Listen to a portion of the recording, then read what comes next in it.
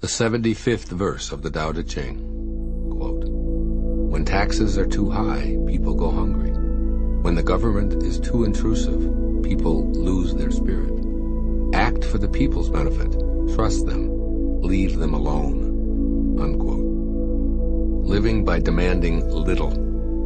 This verse was intended to help the ruling classes and the nobility manage the realm.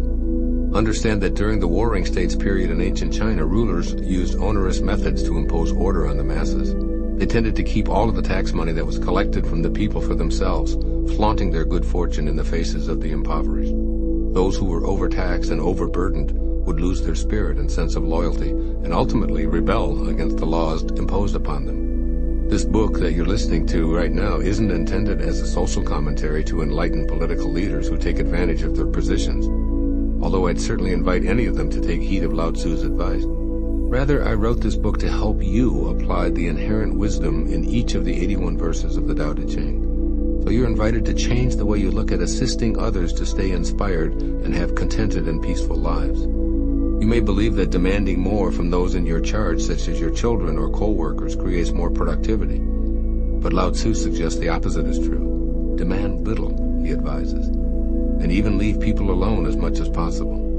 And the imposition of excessive taxation on the masses can have an analogous component for you to consider when it comes to how you treat those you're responsible for leading.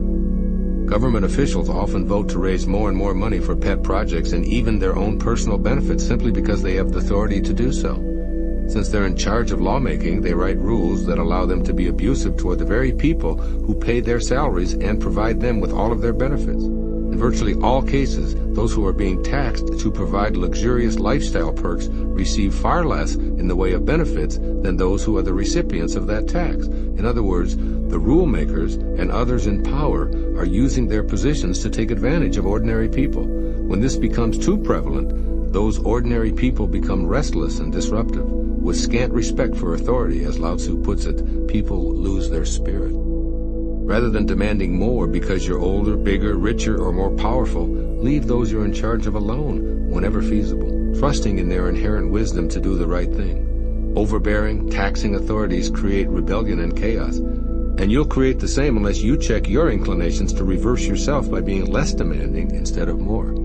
I've practiced this approach to leadership my entire adult life by keeping the number of people who work for me and require my supervision to an absolute minimum. My demands on my manager, secretary, all-purpose assistant are few and far between, and she's been my sole employee for 3 decades. I allow her to negotiate contracts, to make all arrangements for speaking events, and to manage my very large business with an absence of demands from me. I don't tell her what time to come to work, what to wear, or how to talk to people, and my reward for being a boss with minimal demands is someone who's fiercely loyal, who can be depended on to do the right thing, who loves her job, and who is indispensable to me. I behave the same way toward my editor, who has also been with me for 30-plus years. I write from my heart, allowing the words to flow onto the page, and then I send it to her. I trust this woman implicitly and allow her to do whatever she incarnated to do with no demands from me. My reward for being non-intrusive is to have my books beautifully and professionally polished. My editor and I also enjoy a loving, peaceful relationship, with both of us content and proud of the work we were destined to produce.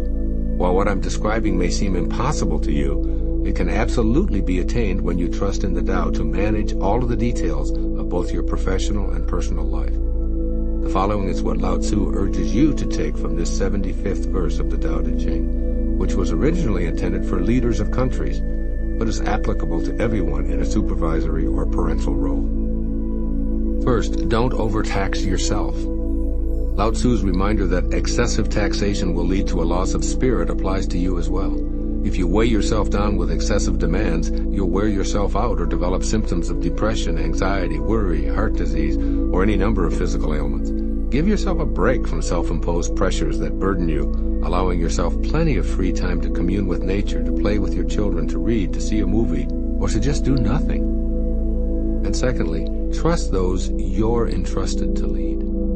Don't continually monitor those you're responsible for raising or supervising. Instead, develop a trust in your less experienced charges. They must be allowed to use their own minds, for they also have a destiny to fulfill that's orchestrated by the Tao. So demand less and encourage more, and as much as you can, allowing them to pursue their own excellence and happiness.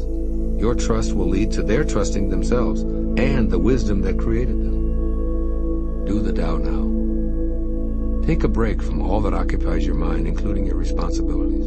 Even if it's only for 15 minutes, clear your mind, empty your demands file, and allow yourself the freedom that comes with being less exacting. When you complete this, do the same with your children or someone who reports to you at work. Put your arm around them and ask them to go for a brief walk, just doing nothing but being together in nature.